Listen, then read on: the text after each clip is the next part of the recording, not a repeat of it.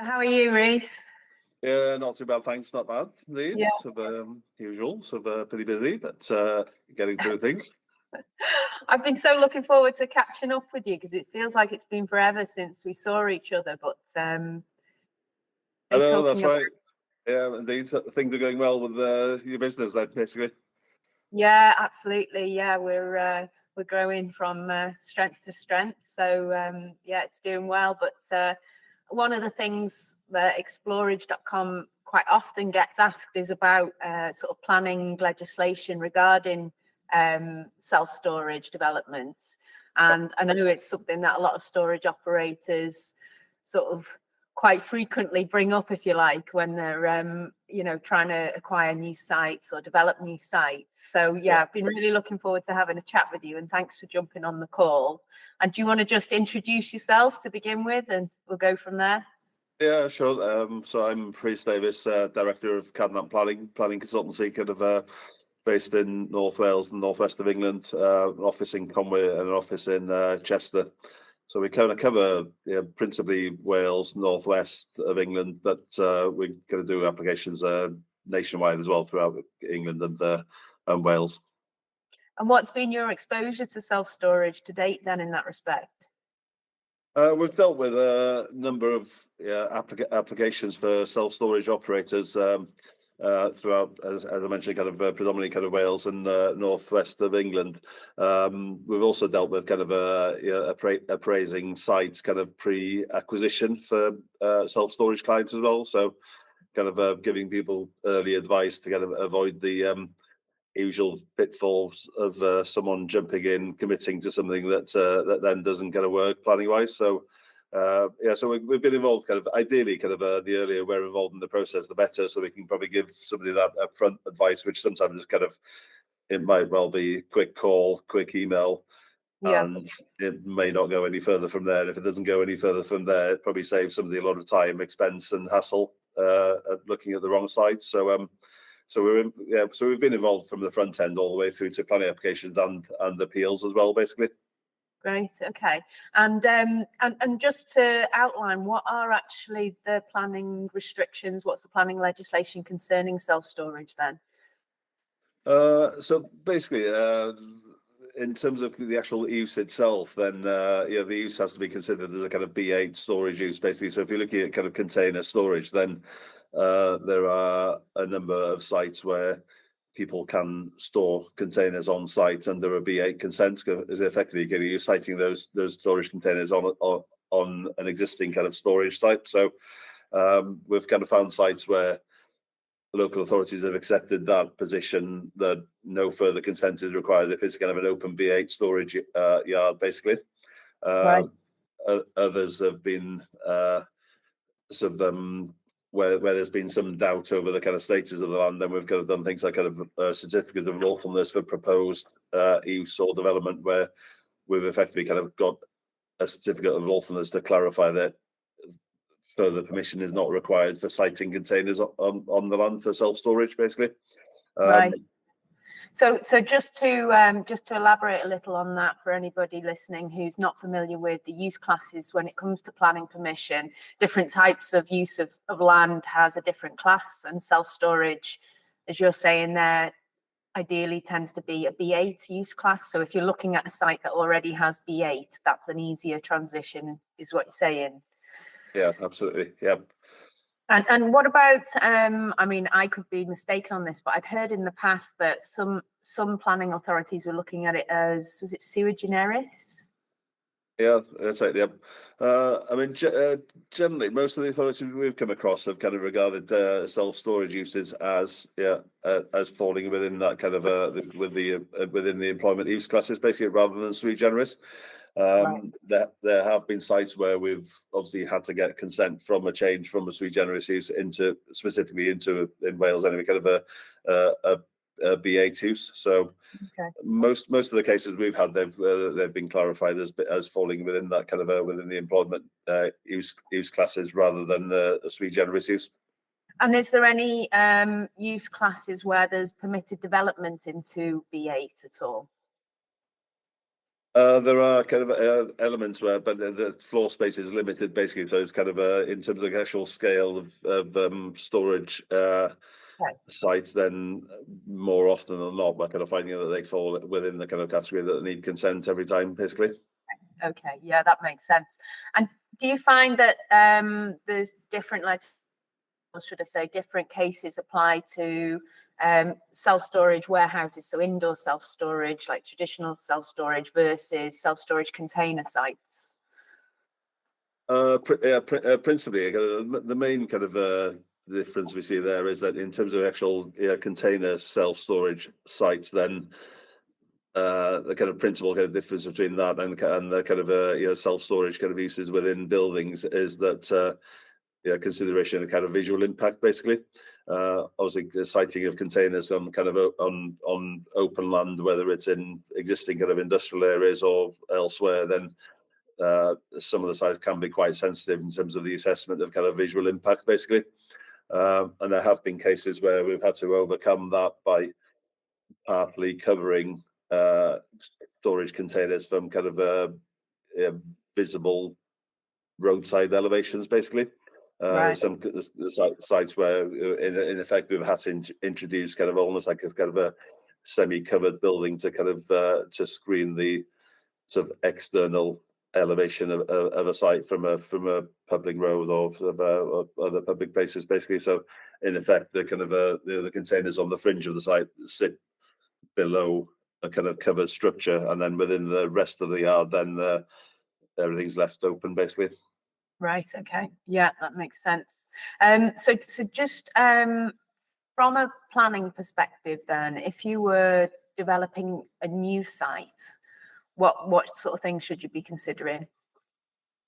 Principally, you're looking at kind of issues in terms of, I've just touched on kind of visual impact, haven't I? Basically, if you're looking at kind of an open container storage site, then you need to kind of assess kind of how visible the site is. Is there any existing screening? Is it tucked away kind of in amongst the existing industrial units, kind of thing? So ideally, a site that's kind of well screened and not kind of that publicly visible, so that people aren't kind of seeing a prominent kind of bank of the back end of containers, basically from kind of a public viewpoints. So visual impact is one thing to consider. Look at any constraints in terms of statutory constraints like conservation areas, etc. So main thing is look at the sensitivity of the setting, but other factors kind of creep in as well in terms of if they're not wholly within a commercial or industrial area, then the question of residential amenity might crop up as well, because the bulk of self-storage sites probably need kind of access 24/7 in most cases we've found. So we need to consider the impact of kind of comings and goings that might be kind of all hours of the day at night, basically. So And are you finding that statutory bodies are looking for some kind of mitigation in that respect? I think the key thing again in terms of residential amenity is kind of pick the right site, basically. So they try to kind of steer away from sites that kind of has the vehicle access going past residential properties. Because it's, I guess, in terms of mitigating the impact of comings and goings kind of late at night, it's difficult to mitigate the noise and disturbance issues. So I think it's a case of kind of making sure that you choose the right site, basically, and avoiding those problems, because noise mitigation obviously can be expensive. So probably best to kind of look at that at the front end and kind of make sure the kind of site selection criteria is right. Okay. Yeah.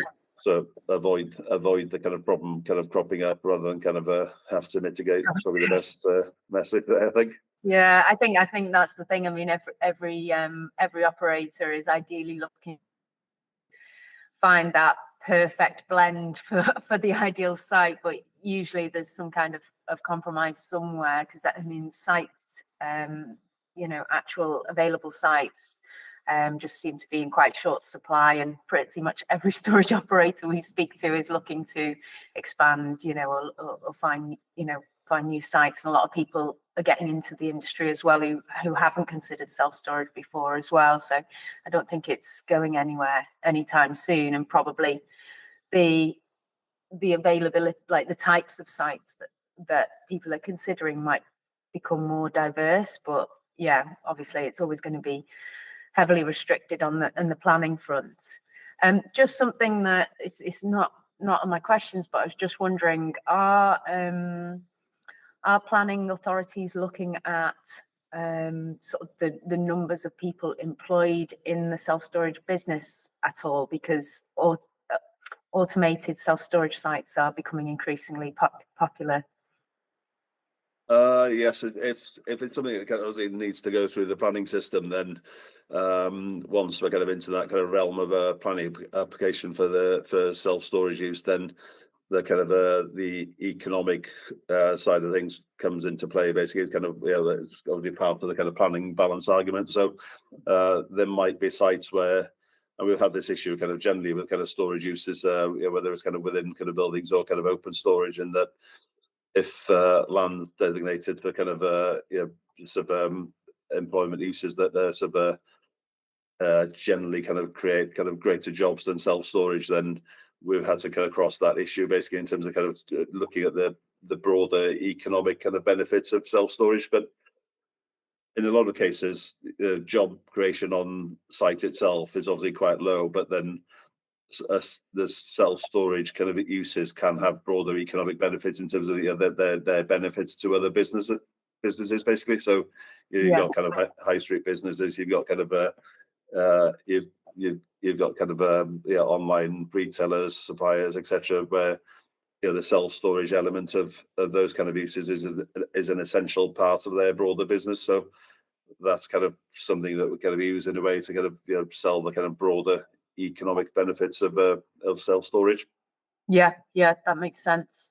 And do you find that the different local authorities have a different approach to self-storage or a different attitude to self-storage at all? Yes, it does kind of vary between authorities basically, and I think there's some authorities have a kind of a potentially kind of a negative view in terms of self-storage, as you mentioned, the kind of the economic side of it. Then people generally look at self-storage and take the view, well, that's just kind of storage, or whether it's kind of open storage or kind of storage within buildings, doesn't create jobs, doesn't bring the kind of wider economic benefits. So that's the kind of view that's taken by some authorities, and probably get the actual resistance towards some open container storage sites, if you like, kind of does kind of manifest itself then in kind of in issues kind of cropping up on planning applications, even at the front end. Basically, we've had cases where authorities have been kind of reluctant to accept or validate planning applications without a whole suite of supporting information. One recent example was we were looking at a self-storage site for a client that was within a flood zone, and the local authority in that case, were kind of, I think, reluctant to support the use, but then kind of used kind of mechanisms in a way to kind of to slow the process down by asking for a full flood consequence assessment for the development. Right. In that case, we kind of council served a non-validation notice saying that they wouldn't proceed with the application until they had a full modelled flood risk assessment. We took the view in that case that it's not needed for the application, basically, because the current use of the site was a builder's merchant.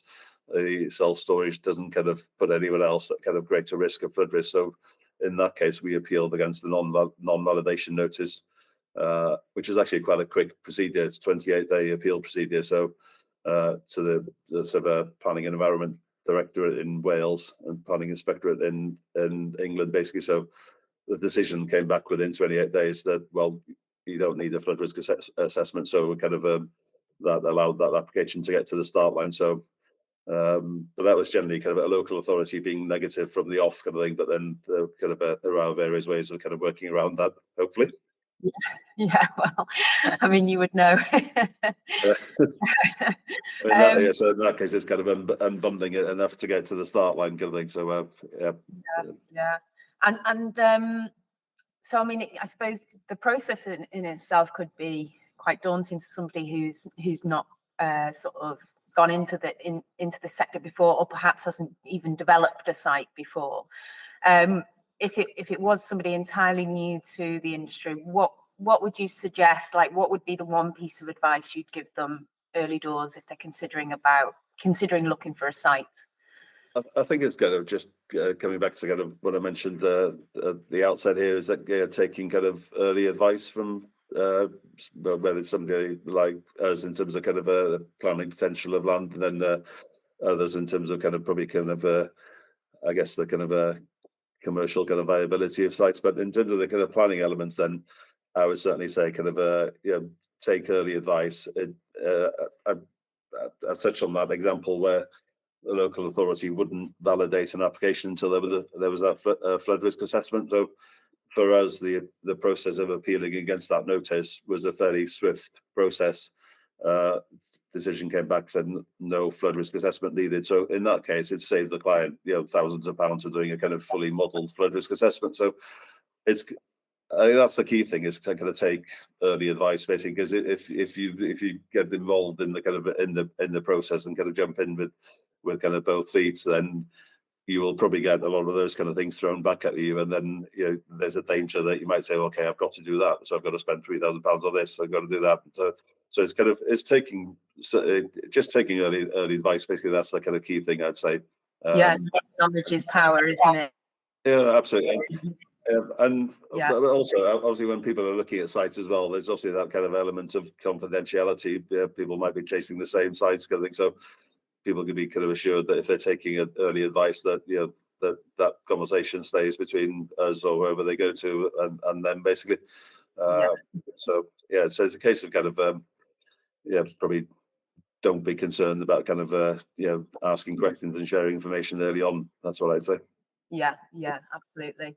And I mean, one of the things that we've noticed is that there's quite a few businesses that perhaps have an existing business on a site, maybe some kind of manufacturing site on an industrial unit, or some kind of business operations on an existing site, and they've got a little bit of surplus land maybe next to the site, and they're just thinking of putting their toe in the water with self-storage. And they might just start, particularly with outside storage, so containers, they might just start by putting down, say, 5 containers with a view to seeing how that goes and then expanding the site. Are there any pitfalls there around planning at all?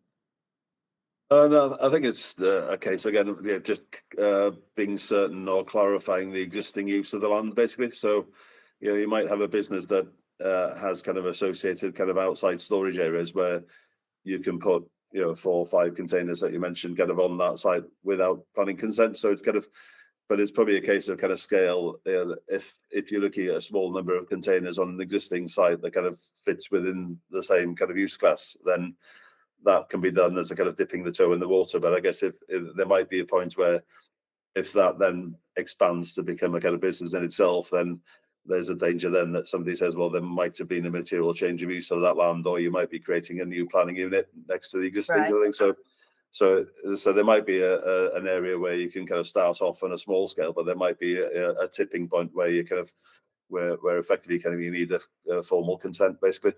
Yeah, so I mean, that was the word I was exactly going to use, like this tipping point where you have to appreciate that you are sort of taking a risk, and you need to really sort of make sure things are boxed off from a planning perspective. Absolutely. Okay, and any trends that you're expecting to see, any changes to legislation that you think is going to affect the industry?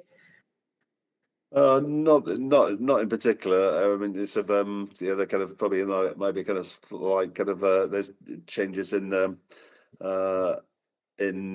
England in terms of kind of planning legislation, that's under the kind of the Levelling Up Act kind of thing. So there are kind of changes incoming to kind of local development plans, but I don't think that will kind of fundamentally kind of affect the kind of the self-storage kind of businesses. So there are kind of constant changes, and it's something they're going to keep on kind of monitoring and keeping an eye on, I think. But I don't think there are any of those changes would have a fundamental kind of impact on the consents that self-storage businesses need at the moment, basically. Yeah. Okay. Good. Well, honestly, Rhys, I've really enjoyed speaking to you, and this is obviously I've wanted to speak to you about this subject for so long because it comes up all the time. If somebody wanted to contact you, to have a chat about plans that they might have, how would they contact you? Yeah, they can make contact through our, I think our webpage has got kind of like an inquiry link on there. So if they want to contact us through the through our webpage, so the company's called Cadnant Planning. So I think the webpage is pretty straightforward. I think it's cadnantplanning.co.uk. So they can contact us through the webpage, or we've got our kind of the office in Conwy or the office in Chester. So I ring numbers are on the webpage, I think. So if anyone wants to contact us, then yeah, either through the webpage, give us a call on the landline numbers, or sort of we've got a generic email, info@cadnantplanning.co.uk. So everything that kind of lands in there will get logged as an inquiry, and somebody will pick it up straight away. Brilliant. All right. Well, thanks very much, Rhys. It's been lovely speaking to you, and yeah, all the best for the rest of the year. Thank you, Rhys Davies. Good to see you. Okay. Yeah. Thanks very much. Cheers. See you now. Bye.